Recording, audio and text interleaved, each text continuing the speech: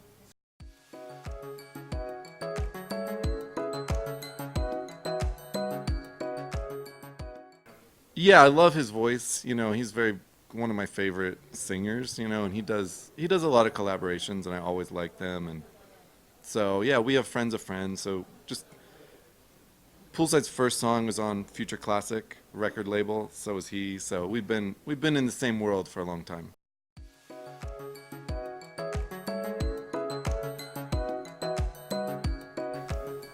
Um, I mean, there's so many, to be honest. It depends, like in the real sense of like it could ever happen, or like in the fantasy. Uh, I mean, so like Sly and Robbie are like producers that I love all their work. So I mean, to collaborate with them would be a dream. I mean, Brian Eno, of course, love Brian. I mean, so much of his stuff has changed music. David Byrne, I mean, everything he does is amazing. His last tour, I don't know if you guys saw it, was so super great. It's on Broadway now. I mean, there's so many. I mean, there's a few people I tried to collaborate with on this record that it didn't happen for some reason or another. People are very busy generally. Um, but yeah, there's a good amount of collabs on this record, which is new for Poolside, and there's just tons of amazing musicians I would love to work with at some point. Yeah, I mean, it's not impossible. I mean, it's certainly.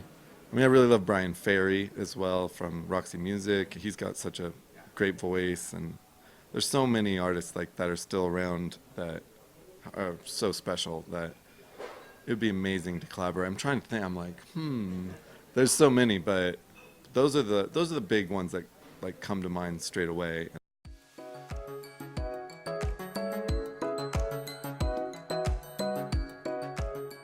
Yeah, I mean, so Hala, the director, and I met in LA, and the song's about infatuation.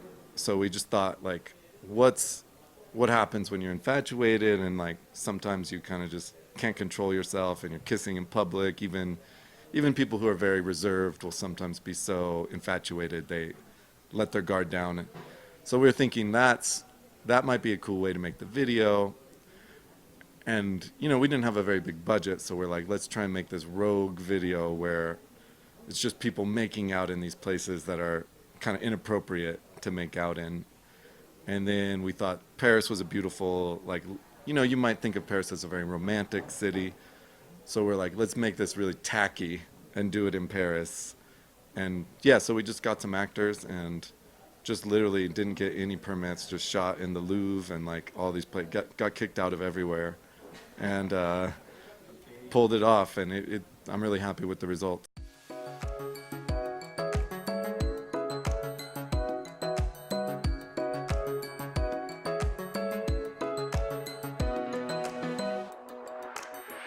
It feels so real.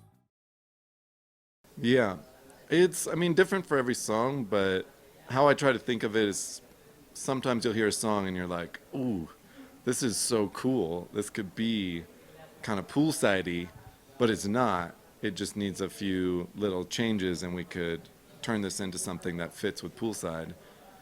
And like the more far away from daytime disco, the more fun. Like Black Sabbath, you'd never think like, oh yeah, they're gonna have a daytime disco Black Sabbath.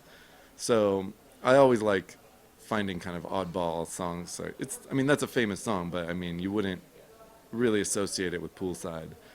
So when you kind of hear something in there, you're like, ooh, let's bring up these elements that make it fit with us and kind of maybe cut out the elements we don't like, make it a new song basically. So, but other times there's a song where it's just like, oh, if this was a little longer and had a kick drum, it would be cool. So it's not always that, but those, like the one, like Planet Caravan, that's how I thought about it. So yeah, exactly. I love, and we added even more like kind of psychedelic little like arpeggios, and yeah, it's even more trippy.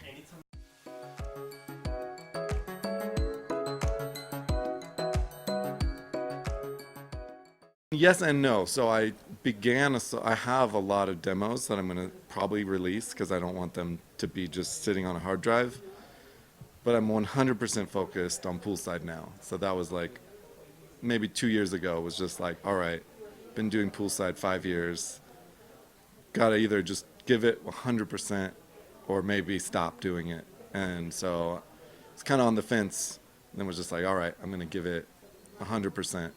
So I'll maybe keep Jeffrey Paradise around, and I'll do some of the demos that are almost done, release. But generally speaking, I'm just going to be focused on Poolside for the next decade. I don't know. Like my solo project, it kind of evolved because I was just wanting more outlets to do music, and there was definitely a parallel with Poolside and my Jeffrey Paradise project, just because I like the same sounds. So it's just stuff that didn't quite work for Poolside or just didn't get made in Poolside. I was like, well, whatever, I'll just do this. So it wasn't a ton of thought to it. It's just music I like that doesn't fit with Poolside's sound for some reason. Just whatever.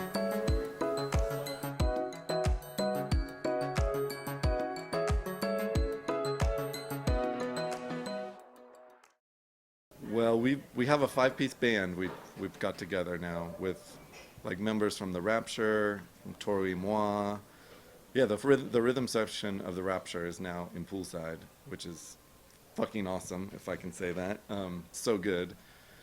And yeah, the percussionist from Tori Moi, and she's also in U.S. Girls, that band, and Brigitte, she's fucking great. And then my buddy Casey's saxophone, keyboards, and plays lap steel. He trades instruments. He can play the flute too, so might get a flutist in there. But we've been working hard on the live show for the last year and a half, developing it, and we dialed it in this summer on this tour, these last tours. So I'm really excited. Every song is a little bit of a rework, like a new arrangement with new sounds.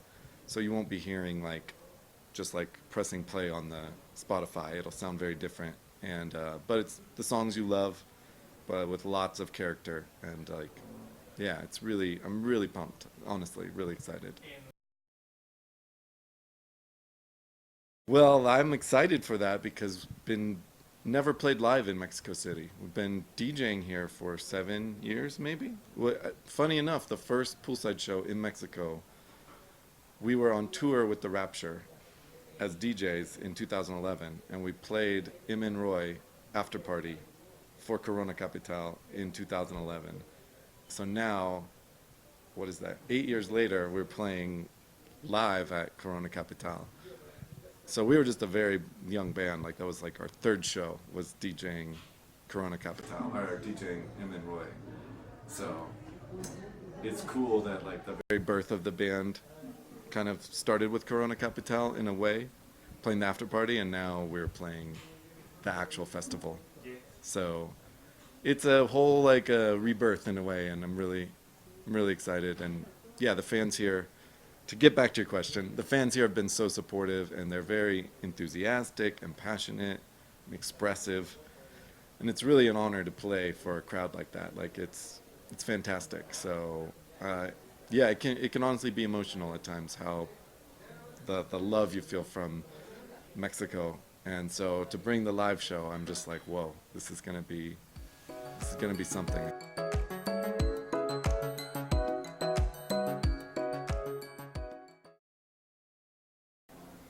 Well, I mean, it's pretty. I think the general opinion is it's so easy, so much easier now to get your music to have the possibility of the world hearing it.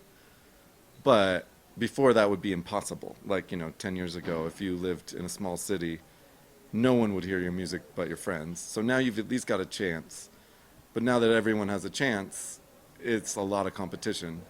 So it's hard. It's really it's both sides. So I think it's great that, there's more room for people to kind of come out of nowhere. You don't have to have connections. Your dad doesn't have to introduce you to the owner of a record label, or, you don't need a miracle to get your music out there anymore. And there's a lot of people putting out music all day, every day. So there's a lot to compete with. So it's just what it is. And overall, I think I like it better because I don't know that Poolside would have gotten like signed by a major label, and if we did, I don't know that we don't make like pop songs. So I'm really happy to be making music I love and having people be able to check it out. So I'm fucking happy about it.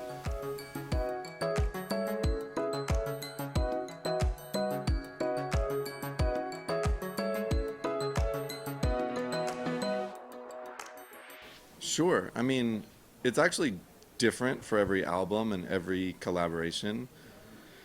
If you're out there just trying to learn, I mean, it's pretty straightforward. You just get whatever you can get for free and just work on it. And once you've like exhausted what you can do with the free tools, then you'll know, okay, I should get this keyboard. Or I think too many people rely on thinking like, I need to get my studio set up and I need to buy this and buy that. It's like a lot of people make great music just in the box on a $200 computer. So as technology has advanced, you can make a lot of amazing music that would have taken $1 million.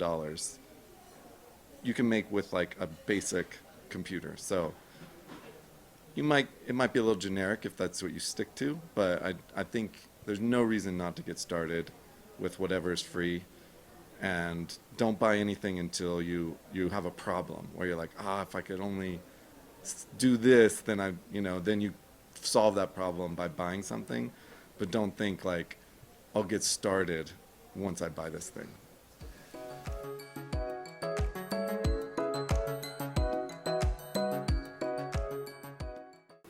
Well, I'm Jeffrey from Poolside, and I'll be playing Corona Capital, and I would love you guys to come and check it out. It's going to be a really special show.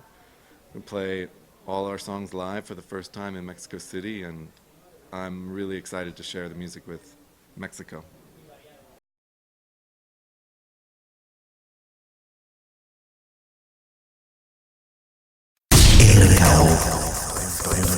FM